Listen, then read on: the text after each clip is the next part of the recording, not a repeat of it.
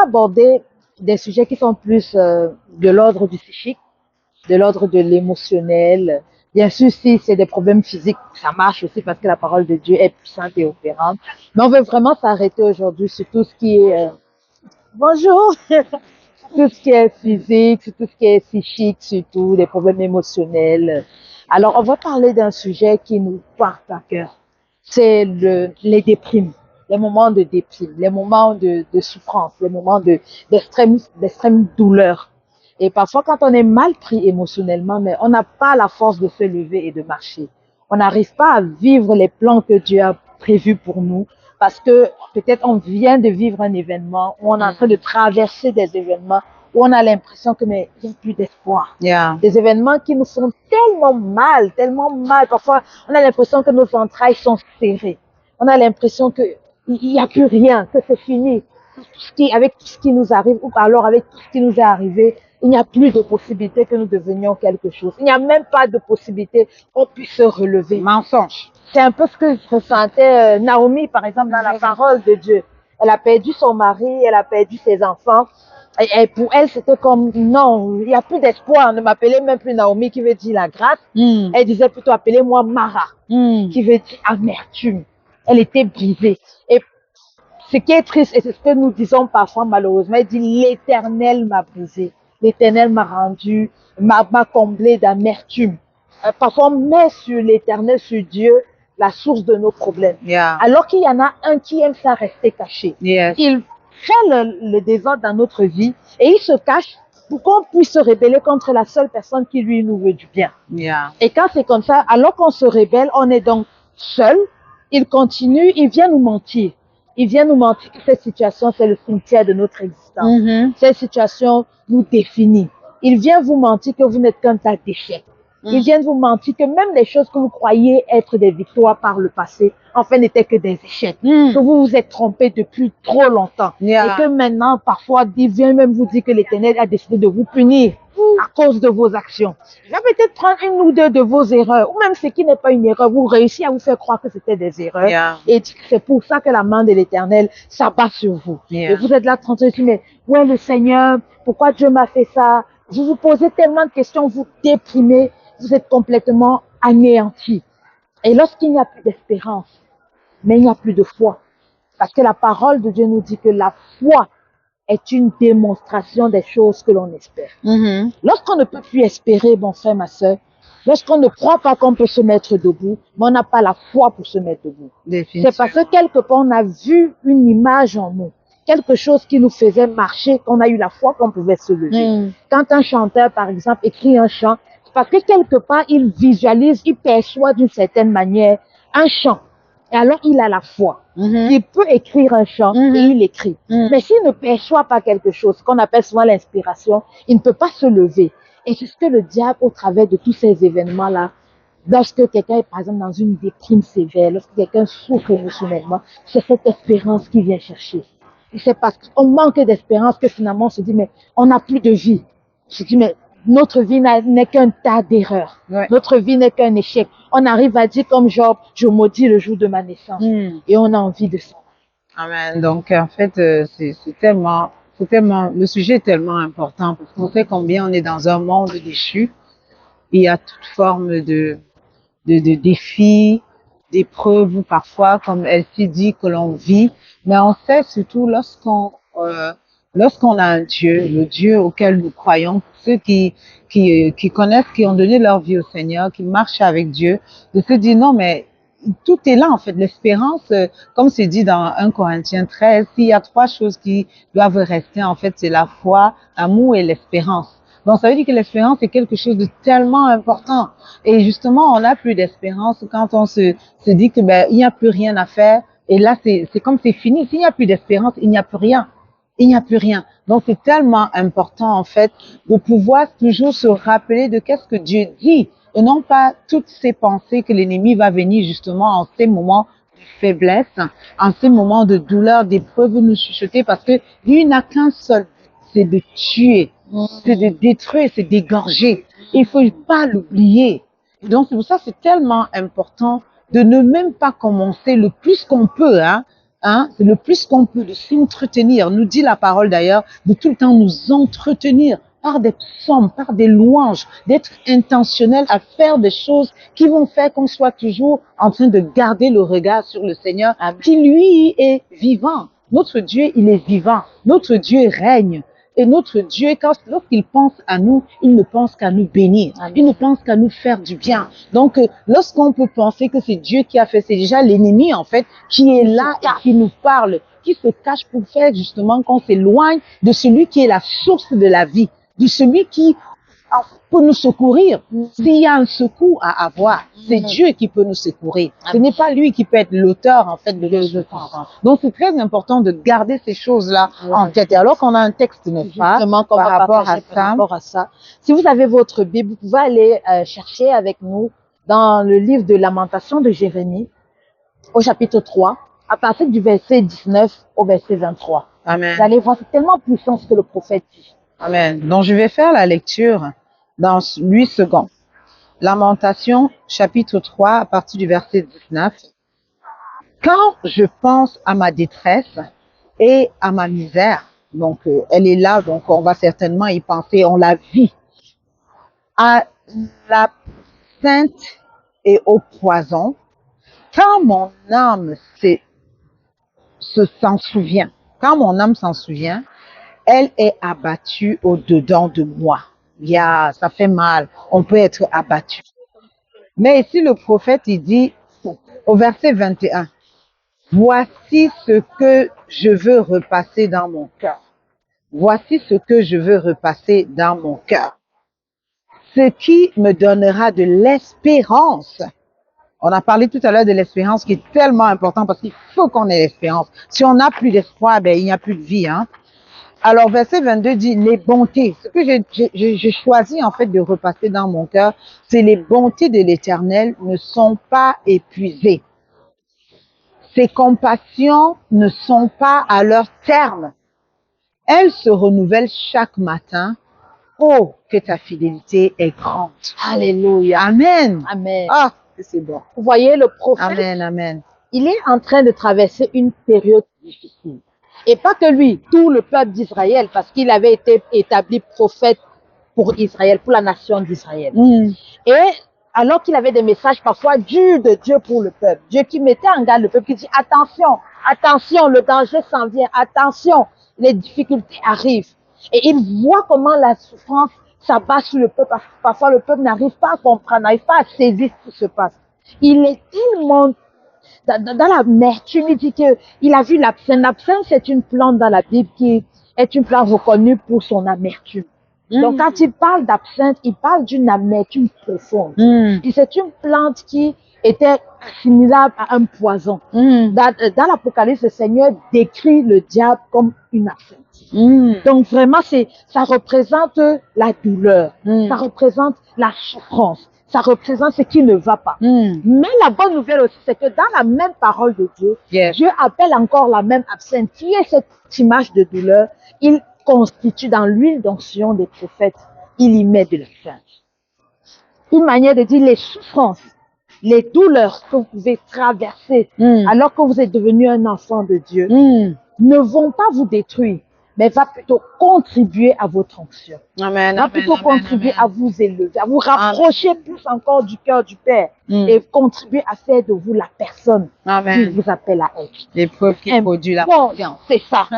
On dit que Jésus-Christ a pris l'obéissance par les choses qu'il a souffert. Yes, amen. Et alors que l'ennemi vient peut-être vous attaquer, alors que même si vous dites, ce sont vos erreurs, peu importe ce qui s'est passé, et que vous soyez retrouvé dans cette situation-là, cette absinthe-là qui passe pas, qui est amère dans votre cœur, le Seigneur a le pouvoir de consoler. Amen. Le Seigneur a le pouvoir de guérir. Vous avez dit, mais j'ai perdu mes enfants. Naomi avait perdu ses 2 enfants, mais le Seigneur lui a donné une possibilité. Il y avait encore de l'espoir. Je ne sais pas c'est quoi la situation dans laquelle tu te trouves, qui est pour toi une absinthe, qui est pour toi quelque chose de terrible.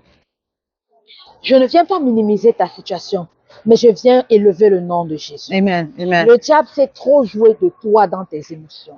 Il s'est trop joué de toi dans tes passés. Parce qu'il envoie des esprits de mensonges, des esprits ténébreux qui veulent te plonger dans le plus profond de la dépression, Yeah. des crises d'angoisse, Mm. des syndromes post-traumatiques. Il y a tellement de maladies qui découlent parfois de ces situations-là. Je suis pas médecin, mais on voit des gens qui souffrent. Mais, on veut vraiment vous encourager, hein. Toi qui nous suis, on veut vraiment t'encourager.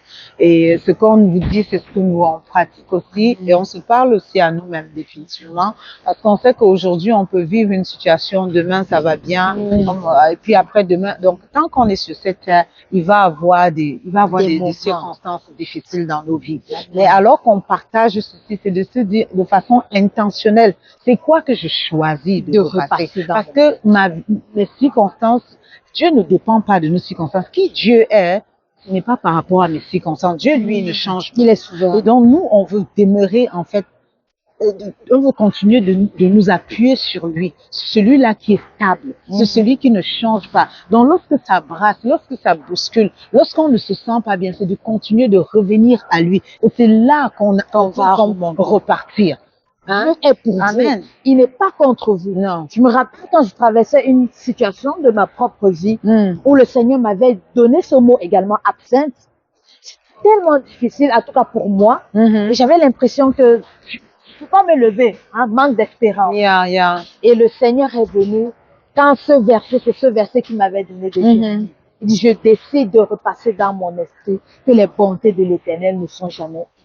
Elles se renouvellent à leur thème. Vous me direz, mais dans cette situation, je ne vois pas les bontés. Effectivement, vous ne voyez pas parce que l'ennemi met un voile. Amen. Commencez à proclamer qui est Dieu. Yeah. Parfois, lorsqu'on manque d'espérance pour sa propre vie, on manque d'espoir pour sa propre situation, la Bible nous dit que Jésus-Christ est le Dieu de toute espérance. Alors, si tu n'as plus d'espérance en toi, Jésus est ton espérance. Amen. Amen. Puisque Jésus vit éternellement, cette espérance, ça ne peut pas vivre. Non. Et ce Jésus, la bonne nouvelle, c'est qu'il habite en toi. Ou encore, Pour toi qu'il a déjà reçu. Si tu ne l'as pas encore reçu, simplement de dire, Seigneur Jésus, j'apprends que tu es mon espérance, que tu es la source de toute espérance. Aujourd'hui, je veux que tu sois mon espérance. Yes, amen. Pardonne-moi d'avoir vécu loin de toi. Maintenant, je viens à toi, papa. Que ton sang me couvre. Je veux ton espérance. Et alors que tu fais cette prière de tout cœur, Jésus-Christ, qui est l'espérance du monde, devient ton espérance. Il vient vivre en toi. Il n'est pas que l'espérance, il est la source de la vie. Cette situation qui te fait manquer de souffle, qui te fait manquer de vie, il vient redonner la vie. Les choses qui étaient brisées en toi, les choses qui étaient détruites même peut-être dans ton système nerveux, tes émotions qui étaient complètement mises en mal, prisonnier du rejet, prisonnier de la souffrance, prisonnier de toutes sortes de choses dans lesquelles on peut se retrouver. Il n'y a rien qui soit au-delà de la puissance. Amen. Jésus-Christ est puissant. Amen. Il est mort sur la croix pour que toi et moi ne manquions pas d'espérance. Il est mort sur la croix. Il a porté nos souffrances à la croix pour que nous n'ayons plus à les porter. Décharge-toi sur Jésus aujourd'hui. Et dis, Seigneur, alors que tu es mon espérance, je décide de croire que même s'il n'y a rien qui me raccroche à la vie, toi, Seigneur Jésus, tu es ma vie. Et s'il n'y a que toi qui es ma vie, c'est suffisant. Nous allons proclamer aujourd'hui, j'avais vraiment à cœur de vous, de commencer à vous aider même dans ce phénomène-là, parce que parfois, on a besoin juste d'être soutenu. J'aimerais vous rappeler des vérités sur la parole de Dieu. La parole de Dieu dit qu'au commencement, l'Éternel créa le ciel et la terre.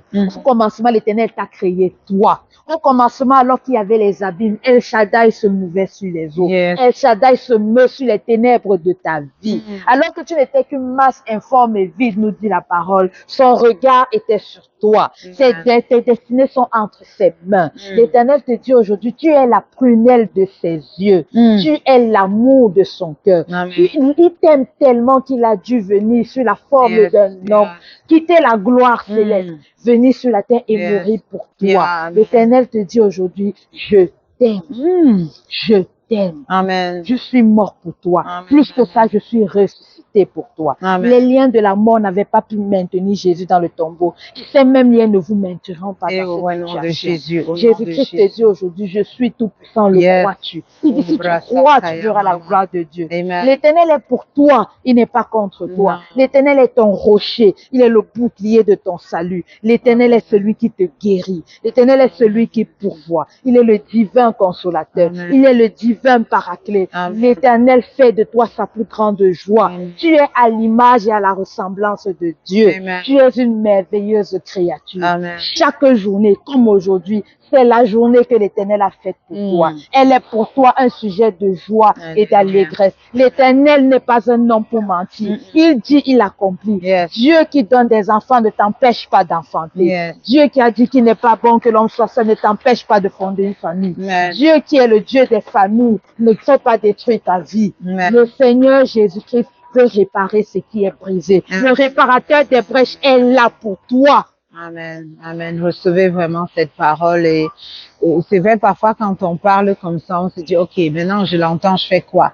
C'est sûr que lorsque on sait que lorsqu'on a déjà donné sa vie au Seigneur, c'est pas pour rester seul. On ne doit pas rester seul. Ça prend d'être dans une communauté. Ça, c'est très important. L'église locale. Et si vous êtes déjà dans une église locale, c'est de vraiment participer à ce qui se passe dans votre église où le Seigneur vous a établi. C'est important parce que c'est là, en fait, que même lorsqu'on ne saura pas quoi faire, quoi dire, le fait d'être dans le troupeau, cela nous garde déjà, cela nous protège. Et il y a une bénédiction qui est là, en fait, qui va pouvoir nous porter, nous encourager à pouvoir même entendre ce qui est partagé dans l'émission de Lève-toi et marche ici et de pouvoir dire je la reçois parce que voilà, je ne suis pas seule. C'est vraiment important que cela soit manifeste dans vos vies, ce qu'on partage. C'est pas juste des vaines paroles. C'est puissant, en fait, la vie de Dieu. La vie de Dieu est puissante. Donc vraiment que le Seigneur vraiment donne à quelqu'un qui nous écoute de véritablement se lever, de décider, je me lève. Je dois être entouré, d'appeler quelqu'un, d'appeler de l'aide si on est dans une quelconque souffrance, d'appeler de l'aide et de ne pas être seul. C'est à partir de ce moment-là que tout ce que nous partageons là, vous allez même avoir la force, l'ouverture de défocuser en fait sur ce que vous voyez, sur ce que vous vivez, vous commencez à intégrer ces choses-là et Dans être votre guéri et rentrer dans la liberté totale pour laquelle Christ nous a affranchis. Amen. Amen. Remplissez-vous de témoignages. Cherchez même sur Internet. Il y a des personnes qui sont passées par des situations tellement difficiles. Alors qu'on parle, je vois le pasteur Benjamin Peter-Schmidt, vous pouvez juste écrire. Il a témoigné sur comment le Seigneur l'a sorti d'un trouble psychologique profond. C'est des témoignages que ça peut vous porter. Puis c'est autre chose dont vous avez besoin. No, I'm okay. No, Okay. thank you.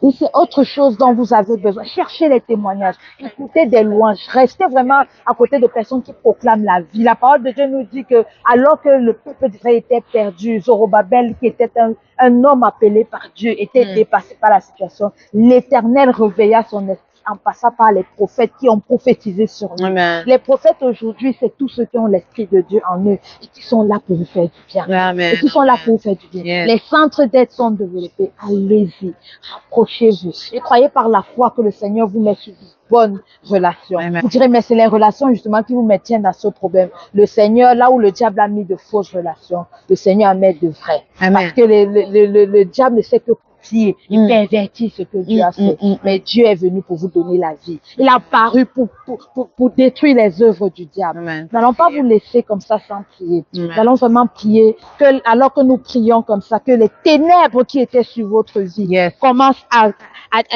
sauter complètement. La parole de Dieu dit que la lumière, lui, dans les ténèbres, et les ténèbres ne l'ont point reçu. Yeah. Les ténèbres vont déguerpir. Jésus-Christ, Jésus. qui est le seul roi, le Seigneur des seigneurs, à la mention de son nom, nous ordonnons à la dépression, à la déprime, à toutes sortes de souffrances, quel porte le nom qu'elle peut se nommer, de dégager dans le nom de Jésus.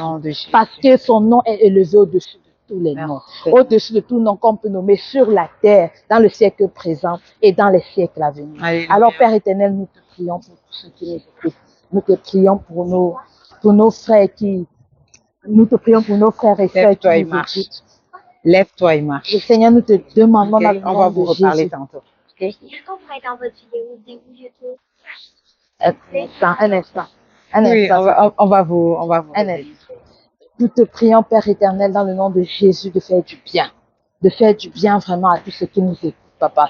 Tu connais les déprimes, tu connais les souffrances, tu connais les situations qu'on n'ose même plus nommer, les choses qu'on n'ose même plus parler, les espoirs éteints, les déceptions, même des colères parfois que les gens peuvent avoir contre toi, l'amertume, l'âme qui a été transpercée par une épée, papa. Tu vois toutes les souffrances. Toi qui as paru pour détruire les œuvres du diable, Amen. Seigneur, nous te demandons dans le nom de Jésus, étends ta main de bénédiction sur tous ceux qui nous écoutent.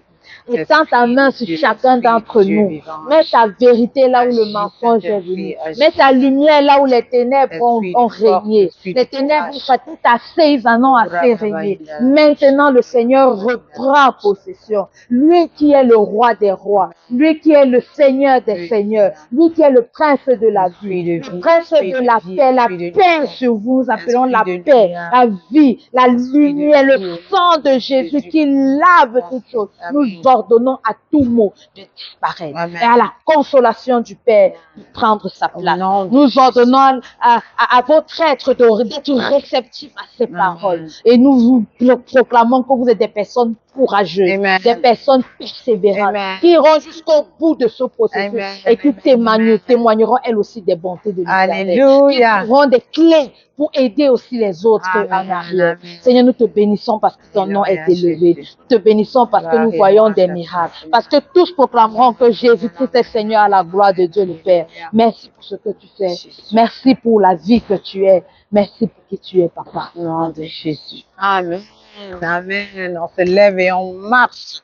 Et on choisit de repasser les bontés de l'Éternel dans nos cœurs tous les jours. Tous les jours. Amen. Amen. Merci. Soyez bénis. On se dit à la prochaine pour À la notre prochaine. émission. Soyez marrants.